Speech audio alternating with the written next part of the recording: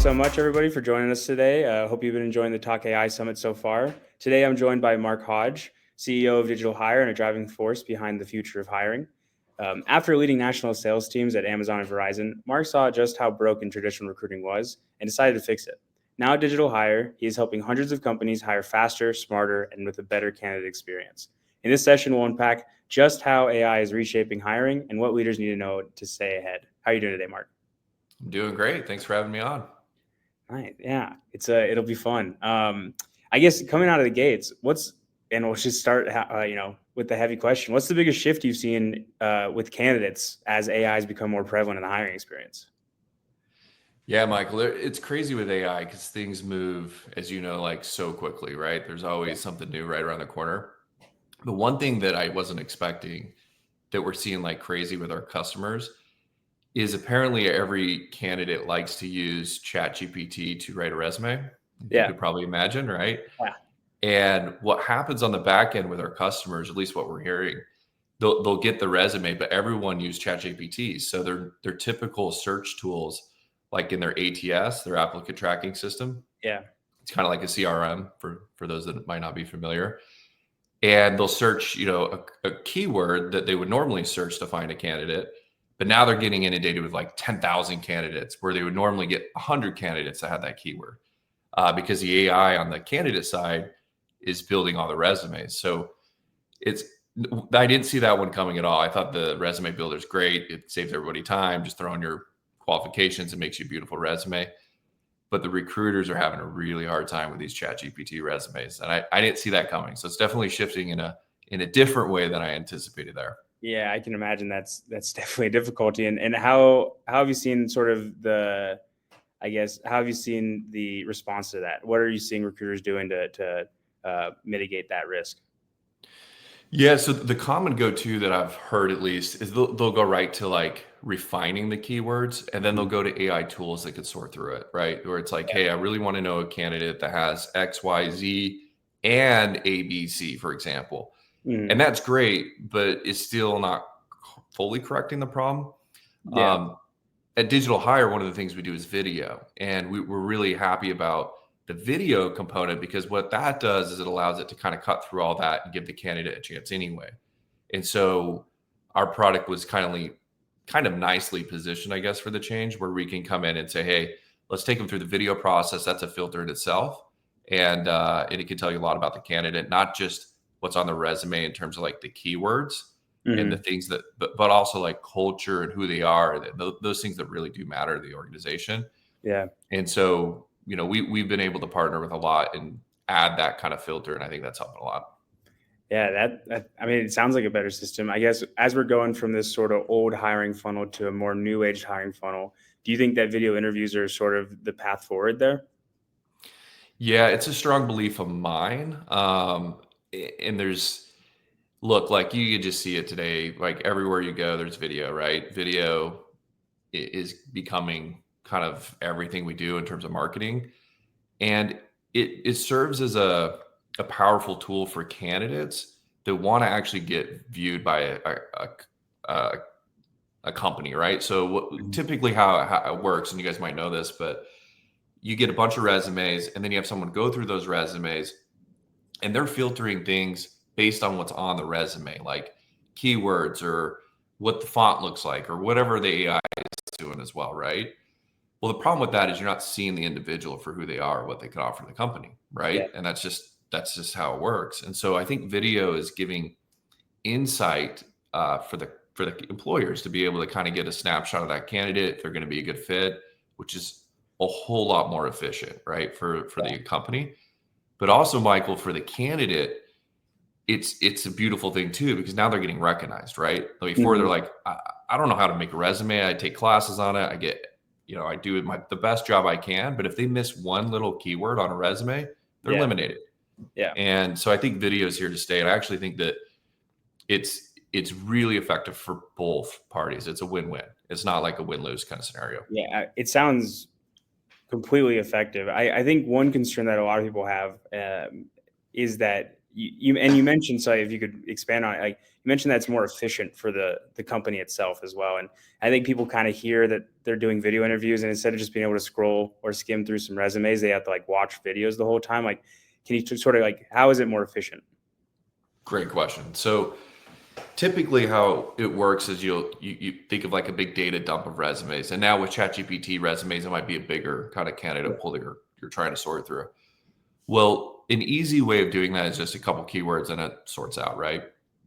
Well, that's bad for the candidate if you do it that way, right? It's not efficient for the candidate because they get eliminated. So the way that it really works, I think, really well is you have the video, but then you also have the words that are spoken on the video transcribed. So if I say a certain thing about myself or my culture or some of my background that might not be on the resume typically, Yeah.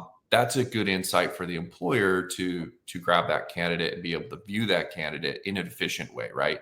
Where yes, that might not be on my resume, but I'm just speaking freely on camera or in a video format. We're capturing that data that would normally be there. Got it. And then they can maybe find those key insights and then watch the video at that point and like really get a better understanding of who the person is. Yeah, exactly. And we do what we call video resumes. And so it's a high level, 90 seconds or less, tell us about yourself.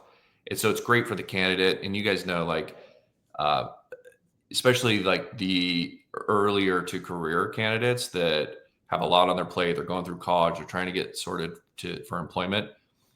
Let's face it, they like efficiency, right? They like to use their phone a lot. And so by having the video resume, you can literally just pick up the phone, tell us about yourself in 90 seconds or less, give us some background, give us some, some input on what's important to you in terms of culture. It's super important to companies to know that. Yeah. And then let the AI do the lift to sort through what's a good match, what could be a good match, and pair with the right company. So I think it's a lot more efficient in time too. It's, you're not spending a ton of time, applying for one job. I was talking to a candidate, it took him a half hour to apply to one job, right? Because they had to go through like their whole system. And, that's just super ineffective for both parties, I think. Yeah, 100%. So we've been talking mostly about your video resume system and sort of how AI is revolutionizing that. But it sounds like, I mean, in most business processes that you're using AI, we're kind of in the first level. We're sort of in the shallow end right now. How do you think that AI can really continue to push its way into the hiring process, make more of the hiring process more efficient? I guess, like, what do you think's next? What do you think's coming up? Yeah, so I think we're just scratching the surface right now on the power of it. So let me kind of give you an example, and I've touched on this briefly, but I'll give you a little bit more insight for the candidate. So if I could pick up my phone and in 90 seconds or less, tell some information to an AI, right? This is my background. This is what I'm interested in. I could see that evolving to a couple more conversations, and we're working on this right now, where it's like, where do you really want to work? What's really important to you? Let's get to the finite part of what really matters to you.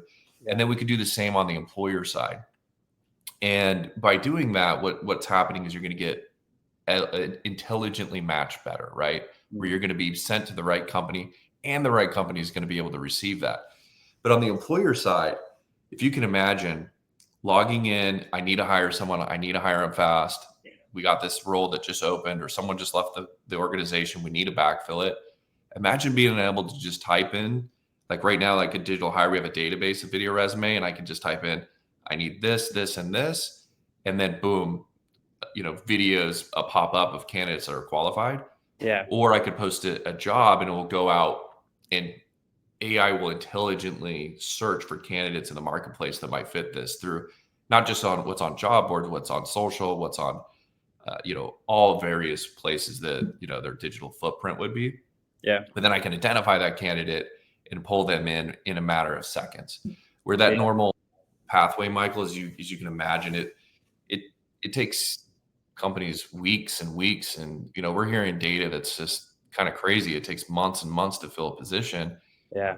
They don't want to miss. They want to do it correctly. They want to make sure they find the right candidate because it's just as disastrous if you get the wrong one for both people, right? Yeah, you can even argue it's more. Like you're putting that energy into somebody that just doesn't work out. I think 100%. everyone, I'm guessing everyone that's listening to this right now has had an experience where it took months to find the person and the person wasn't the right fit. And then it takes more months, and not to mention the waste or the energy, but also the financial commitment, right? To Yeah. get that person through the door and then train them, and then they don't work out, which is common. There's Yeah. turnover early on is becoming more common, unfortunately, and I think AI is a big solution for that problem. Got it. I think, I 100% agree with you. I think that AI is going to revolutionize the way that recruiting and hiring is done. I know that there are some concerns with, especially on the technical side or for technical, jobs, people actually utilizing AI in that they're concerned that they're going to hire somebody on and the AI actually just let them skip all of like the knowledge based questions. I guess how do you see that going or evolving through this future? Yeah, so I think there's sections in the recruiting funnel that we talk about. So the first one is like finding the candidate intelligently, efficiently, in the best way possible, the best match possible, right? And that's like the kind of the surface layer that we got to get through, and we use AI to do that. Then there's the deeper layer, like is what you're talking about, I think, Michael, where you're saying, hey, how do we know if they're really a good fit technically for this position? And there's a lot of ways to do that. And what's funny is most people just use their judgment for this. And just like when we make decisions about anything, we use our best judgment. We think this is going to work. The boxes are checked. We can move forward. Um, what I think is really powerful in the AI space is let's have some AI help making that judgment call, right? And that AI can, do some more interviews with the candidate. For example, we can extract more technical information, more technical data out of that, and let's power the decision maker with AI driven decisions, right? Like data driven decisions, where they can say, okay, the AI has told me from its computer and all of its knowledge that this might be an 87% good fit. Yeah. I'm feeling good about it. The AI is telling me I'm pretty good about it. Let's move forward with that decision, for example. Whereas now it's kind of like, I think it's good. Let me ask a few people what they think. They think it's good. Yeah. We're moving forward, right? So I think it'll probably help more, in my opinion, with the red flags that are definitely not going to be a good fit than Yeah. it will be about the ones that are kind of gray. That makes sense. And I think that there will always be humans in this process. Like it'll always be human resources. It's more about creating more efficiency there for leaders. Is that right? Yeah, I would agree. I think my take on this is any mundane task that humans typically don't like to do. Yeah. I think AI is going to be a phenomenal tool for that. Any strategic thinking, any high level thinking, any creative thinking. I really think that that's going to remain in the human place for, as hopefully forever. I hate saying that word though, because this AI is progressing at a rate that's pretty crazy. Yeah. So, but it's definitely going to assist and make everyone more effective, I think, in the next 5 to 10 years. Yeah. Yeah. I guess where would you think that leaders should really start pushing first in that adoption of it? Where do you think there's the most ground to make up there? Yeah, I think in using AI in recruitment in general, I would say that the easiest use case or the easiest kind of like, hey, let's dip our toe into the AI world, I think is with the sourcing and the engagement process. And the reason I say that is because it is a lot of mundane task. I mean, if you take a recruiter, super expert at what they do, if you really think about it, it's not a high use of their time. And I talk to recruiters all the time, and every time I say this, they're like, they're shaking their head yes. Yeah. For them to be cold calling candidates all day long, it's Mm. like it's necessary right now unless you have an AI caller that Yeah. could do a lot of that outbound Yeah. call for you. And you think you have 1,000 candidates you have to get through that apply to your job. Hmm. Well, an AI caller can call all 1,000, and I might be I'll be conservative here, in at least 25 minutes go through 1,000. Am I right, Michael? Probably a Yep. lot less than that. It could have 20 plus conversations simultaneously all at once. It could take inbound, outbound calls. like that is perfect use case, in my opinion, for AI, because that expert recruiter, you really don't want on the phone leaving voicemails all day. It's not a high use of their time. It would be much better to have that AI call them. And then what Mhm. we do with Digital Hire, we take that AI calling them, then we have them do a video resume. And then by the time it gets to that expert recruiter, they have an enriched data source of that candidate that they could see, they can kind of dissect.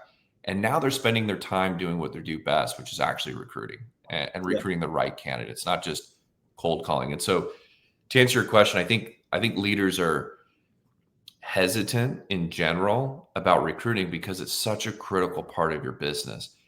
People are your business, right? That's why we love it. I love being in this industry with recruiting, is because we're finding the most critical resource, or helping assist find the most critical resource for any company, and people are the business, right? And that's really what it boils down to. So I think leaders are rightfully hesitant because they don't want to mess that up. That's too critical, right? We don't want to pilot getting the right person. We want to get it right. Yeah. But where they can start, to answer your question, is let's start helping your recruiters recruit the right candidates, and let's start helping them get more of the right candidates of a talent pool they can go through. And just like any sports team, the bigger talent pool you have, typically the better talent you have at the end, right? Yeah. And you can see the results overnight. We're seeing it all the time at Digital Hire. Yeah. It makes total sense. And I tend to agree. I think an AI caller is very effective, but that's a little biased on my end. Yeah, for sure. But yeah, I 100% agree with that. I think that automating those mundane tasks and let humans really do the sort of the meat of the work is really what's going to be the future there.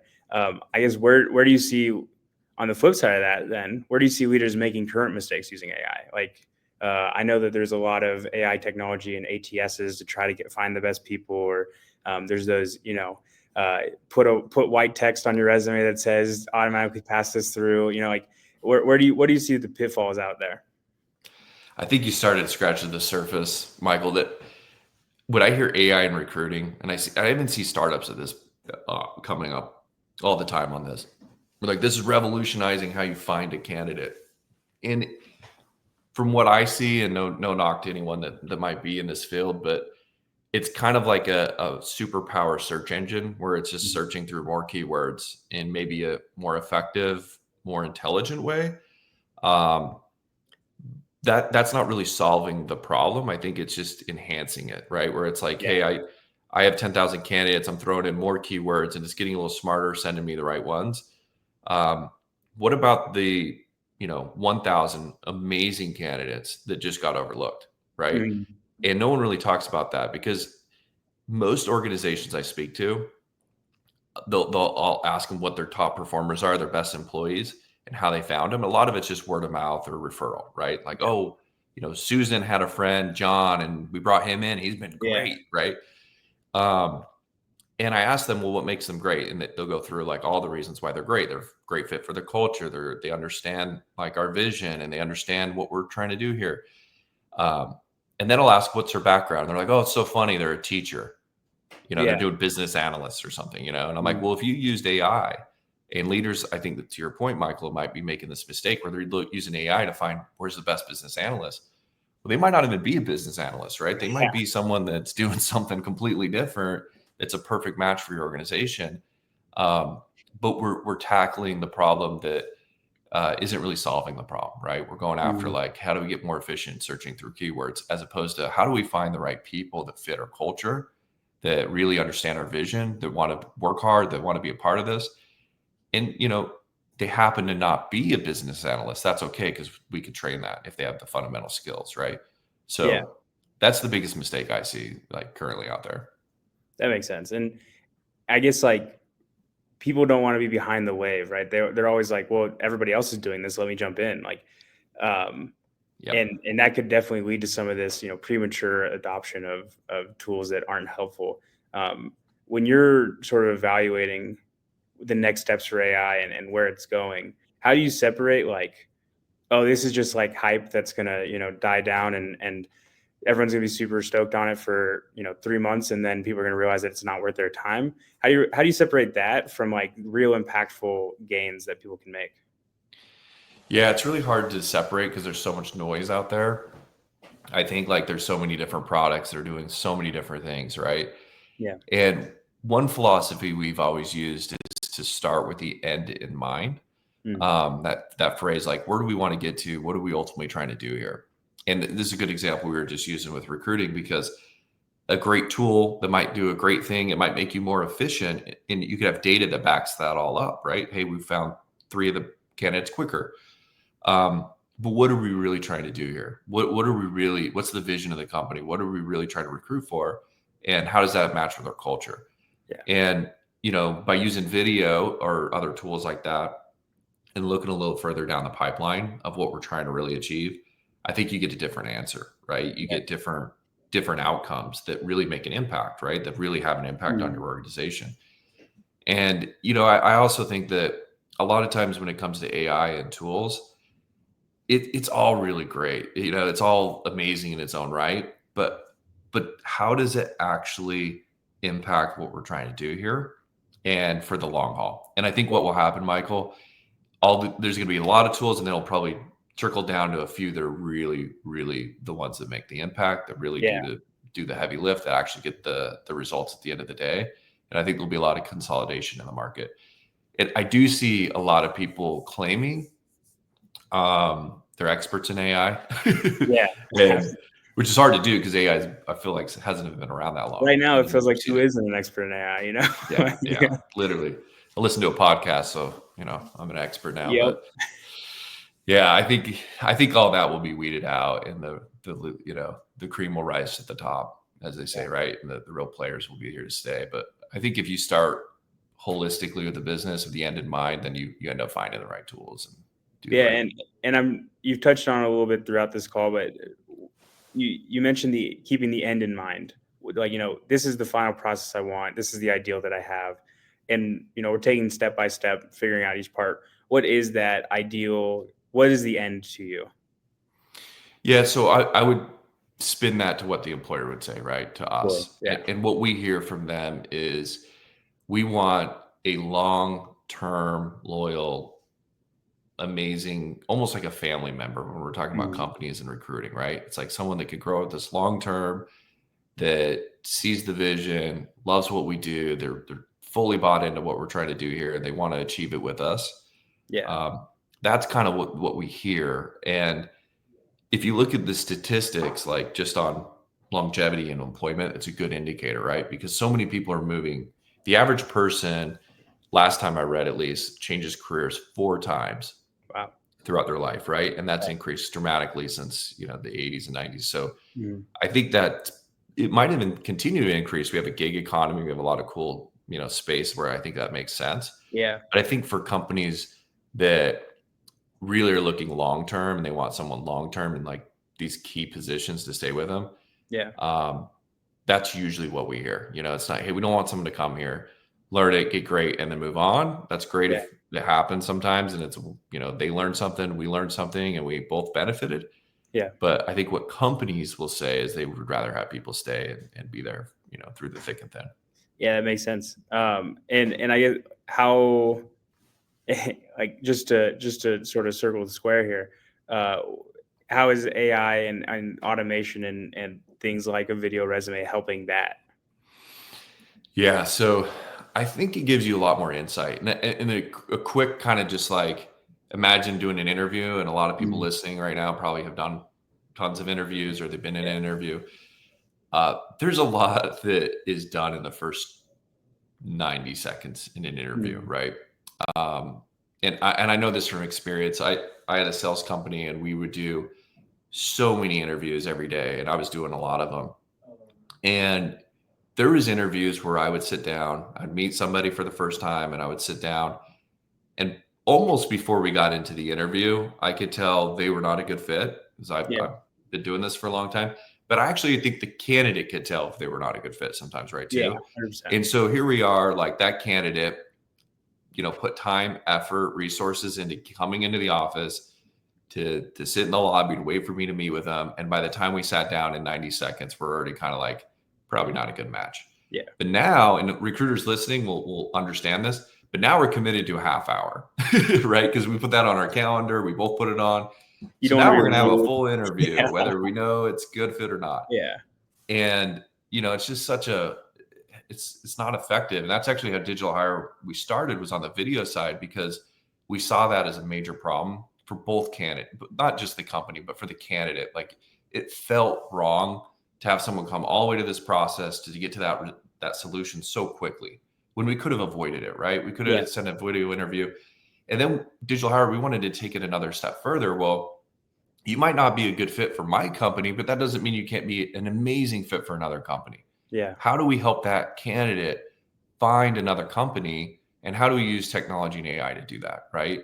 And I think that's where it's so exciting for us. And I think it's exciting for candidates. I think it's exciting for employers. It's exciting for the economy, because imagine being in a work environment where you really enjoy it and you love it and you get purpose from it, and they love you and they love your commitment and what you do.